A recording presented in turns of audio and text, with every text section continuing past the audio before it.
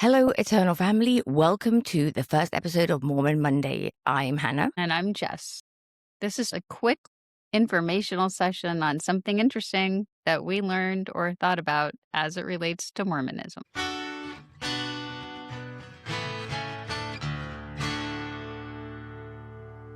So, Jess, I saw something this week.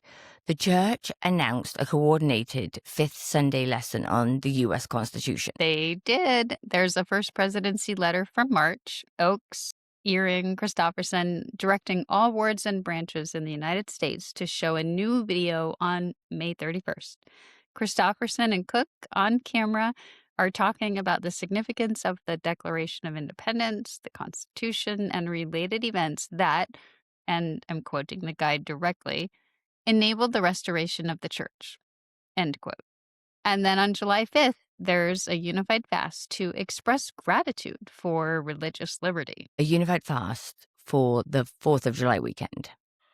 For the 250th anniversary of the United States. Yes. By the way, a 250-year anniversary is referred to as a semi-quincentennial. We thought you'd like to know. Now, this fifth Sunday curriculum, apparently the church almost never issues a fifth Sunday curriculum. It's left up to the local wards and stakes who knows what the congregation needs. But the First Presidency wrote this one and produced the video and set the date. So it's coming from the top. Dallin H spent his entire apostolic career on religious freedom as a legal and political project.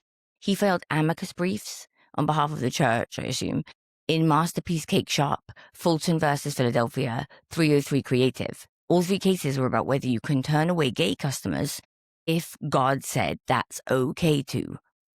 He's now president of the church, and on May 31st, his pet project lands in every American meeting house simultaneously. Yeah, the lesson is U.S. only, but the fast isn't. The church has, by their own reporting, 17.5 million members. We know the active membership rolls are actually much lower. But the majority of these 17.5 million live outside of the United States and Canada, and they have since 1998. Again, those are the church's own numbers. So these are Brazilians, Nigerians, Filipinos, Mexicans. The lesson doesn't go to them, just the fast does. Yeah, the political messaging, thank goodness, stays in U.S. meeting houses. The worldwide church gets recruited to spiritually sanctify it on July 5th. Every member in every country fasting for American religious liberty. That's the ask. Well, but really, most of these members won't find it strange. A member in the Philippines learned the same thing that a member in Provo learned, that Hannah, you learned in England, right? America is the promised land. Then the Constitution was inspired, that the restoration required this particular country at this particular moment in history. So Christopherson and Cook aren't making the argument. They're just reading back doctrine that's already there. Right. It makes total sense for somebody raised overseas, not in the US, who was raised Mormon, to just accept wholeheartedly, yep, the US is the promised land set aside. Now, the discussion guide that goes with the lesson, this is interesting because one of the things they want to be taught is, this is their line, that too many of God's children have been and still are oppressed. Okay, so in the past, some of God's children have been oppressed and some of God's children still are right now. They don't name where or by whom or what policies might be oppressing what groups of people. Nothing to see here, not from them. No, the focus is never on the way that they might be oppressing others. They like the idea that someone is coming for you and your religious freedom, right? We are the ones who are being oppressed, make no mistake. So as I said, the cases where Oakes spent his career were about whether organizations can claim exemptions from laws protecting gay and transgender people in employment, housing, adoption, public accommodation. The guide doesn't have to say that those people are still being oppressed. No, it mentions that people still are, but you know that's not who they've got in mind. Well, they don't have to say explicitly because the persecution history in Mormonism is already warm. It's already there. You think Missouri, Nauvoo, Edmunds Tucker, that's in the manuals, in the hymns, in fast and testimony meeting. When still our oppress arrives with no referent, it lands in a room that's been prepared for it for generations. Yeah, can I say something about that? Yes, please. This idea of Mormons being persecuted and oppressed. Okay, in 1857, a group of Mormon settlers in Utah massacred 120 immigrants from Arkansas. Men, women, and children, slaughtered them. Now imagine if it was the other way around. Imagine if 120 Mormon immigrants had been massacred by Arkansas settlers on their way through Missouri. Do you think that wouldn't be in every single Ensign edition, Sunday school manual, beating the drum at the pulpit of General Conference? There would be monuments, an annual holiday set aside, a fast.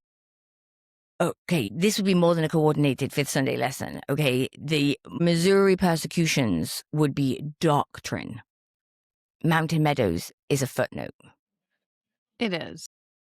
But, going back to this whole lesson on oppressed religions, ex-Mormon Reddit got to this before you and I did, Hannah. I was really enjoying the comment section in there, and there's this one comment. It says, maybe they should emphasize the First Amendment and freedom of speech instead of suing critics into silence. I think that's kind of a hats off to John Dallin and Mormon Stories on that one.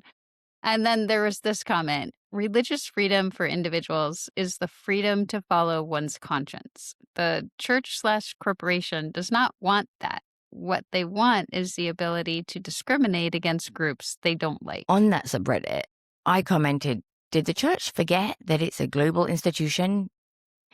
And there was a really interesting comment in response. Someone said that Hans Mattson, now ex-Mormon, but a former area authority, 70, from Sweden, he told John Dallin in an interview on Mormon Stories podcast that he was in a training meeting where Gordon B. Hinckley said that missionary efforts would be concentrated on North America because Europe was dying and Africa was a drain on resources.